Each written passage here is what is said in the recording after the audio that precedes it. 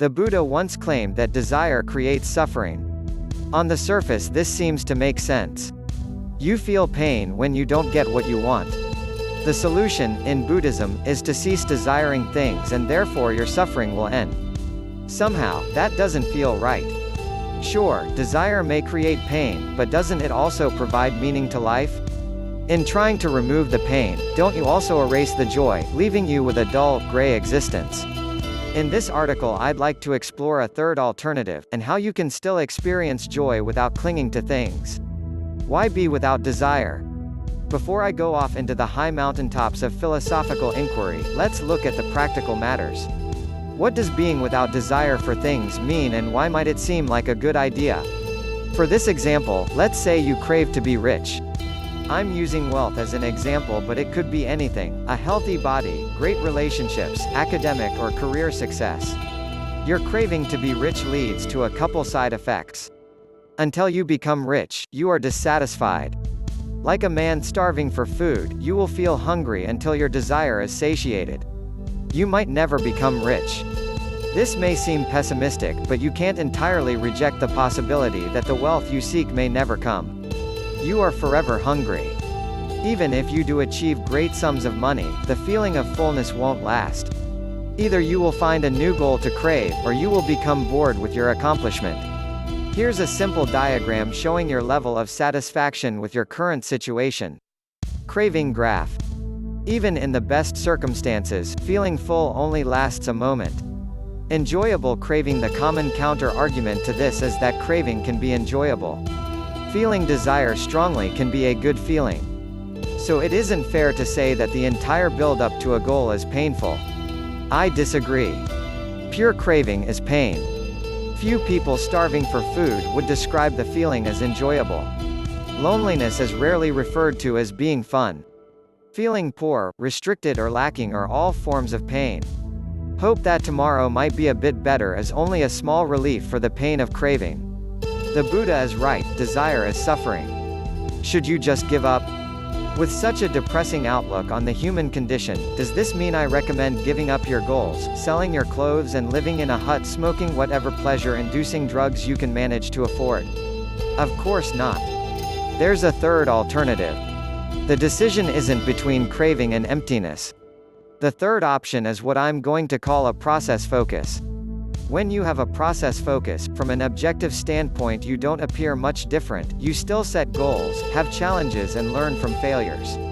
The difference is that craving no longer creates the pain it once did, and you are free to live happier without wanting more stuff. A focus on process. The problem with craving is that it is incomplete. It places the entire emphasis on only one moment, the goal. In your desire to be rich, this means that the entire emphasis is placed on the moment you reach a particular income. Everything before is merely a lead up to this moment, and everything after is simply a consequence of it. Craving focus. The alternative is to emphasize the entire process. This means that the moment of achievement is no more or less important than the first step or 2 months in. Process focus. Life is a journey, not a destination. It's a nice platitude, but I don't think it captures the real impact of what I'm suggesting. Small snippets of wisdom like this feel nice, but rarely communicate anything important. Be yourself is another piece of frequently cited wisdom that has become essentially meaningless. What a process focus means. A process focus means that successes and failures are equal. This has a nice ring to it, but it's a system few people follow. How often can you say that you feel just as good with a win as you do with a loss? Instead, most people operate from craving, where success means satisfaction and failures are pain. A process focus treats any pursuit as you would a game. In a game, the act of playing is the real motivation, not the win. After a heated chess match, you are generally no better off now that you've won. The only reason to play was the process of playing. When you approach an area of life from a process focus, you see the entire path, not the goal as the reason to start. Run a business because you love running a business, not just because of the status, wealth or service it might bring. Interest in the process is more important than the result of a goal. Examples of a process focus. Now I'd like to climb down the philosophical mountain for a bit and deal with the day-to-day. What does a process focus look like? Here are a few examples. In them you can easily imagine the opposite of operating from desire. John decides to start dating. Instead of making it his goal to get a girlfriend, sleep with a bunch of women or become a modern-day Casanova, he becomes interested in other people and how dating works. Rejections and failures don't bother him, because he is driven by an interest in other people and the process, not curing loneliness, lust or validating himself. Julie begins school. She makes it her goal to become a doctor, but doesn't focus on it.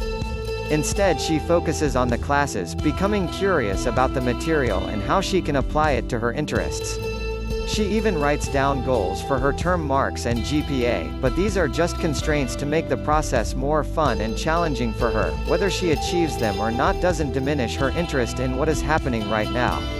Patrick is overweight. He sets a goal to lose 20 pounds, but doesn't obsess over it. He starts by trying out different forms of exercise, eventually settling on running as something he enjoys. He tries to beat his previous records and makes a game out of putting on his shorts and jogging out each morning. He meets his weight loss goal in record time, but sees it as only a minor bonus to a process he loves. Hopefully these can give a picture of what a process orientation looks like from the inside out. These are people who effortlessly achieve their goals.